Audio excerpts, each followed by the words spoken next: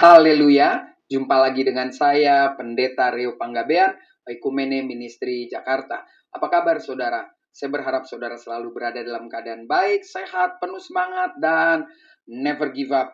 Jangan pernah menyerah. Apapun persoalan hidup ini, jalani aja. Karena bersama dengan Kristus, kita cakap menanggung segala perkara. Kebenaran firman Tuhan hari ini mengajarkan kita untuk lebih bijak lagi menghadapi pertandingan hidup ini. Nah, pesan itu terdapat di dalam kitab Amsal pasal ke-24 ayat 16. Di situ dikatakan dengan tegas demikian. Sebab 7 kali orang benar jatuh, namun ia bangun kembali. Tetapi orang fasik akan roboh dalam bencana. Saudara, ini menarik sekali. Alkitab menulis dengan jelas 7 kali orang benar jatuh dan dia akan bangun kembali. Ini menggambarkan bahwa orang benar itu nggak bisa dihabisi oleh dunia ini. Orang benar mungkin bisa disiksa. Orang benar mungkin bisa dalam bahasa kehidupan sehari-hari dipukulin, dibully, difitnah, dihancurkan karirnya, atau apalagi dimatikan karakternya. Tapi orang benar akan selalu bangkit.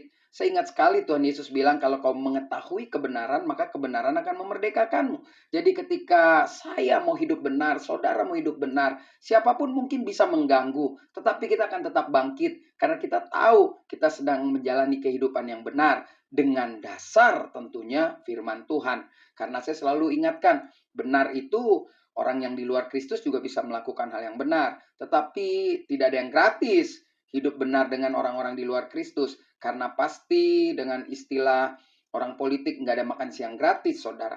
Tetapi ketika kita hidup dalam Kristus, maka kebenaran yang kita lakukan itu bentuk ucapan syukur. Kenapa? Karena Kristus sudah membenarkan hidup saya dan hidup saudara. Dan yang menarik ditutup, tetapi orang fasik akan roboh dalam bencana. Sebetulnya kita nggak perlu berdoa, bilang Tuhan, si fasik ini, si jahat ini balaskan. Nggak perlu, saudara, karena Tuhan sudah tahu bagaimana dia membela orang benar. Maka orang fasik nanti dia akan roboh sendiri. Mungkin dia roboh, dia akan mengalami kelelahan, dia capek karena dia terus berputar otak, dia berusaha terus menjatuhkan orang, dia berusaha terus ingin terlihat lebih hebat. Maka akhirnya dia akan roboh. Karena setiap orang ini ada batas kekuatannya.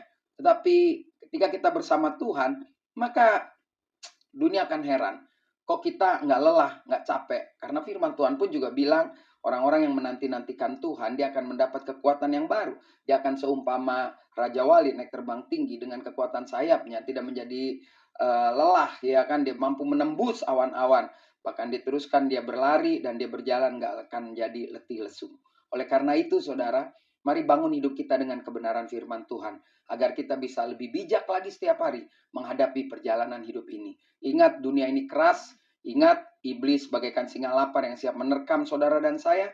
Tetapi ketika kita hidup benar, diterkam sekalipun, dicabik-cabik sekalipun, kita akan tetap bangun lagi. Karena kita tahu kita sedang memberitakan kebenaran, yaitu kebenaran Kristus yang mengubah seluruh kehidupan saya dan saudara.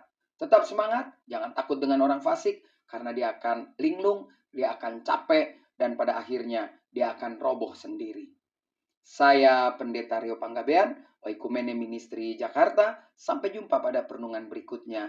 Tuhan Yesus memberkati.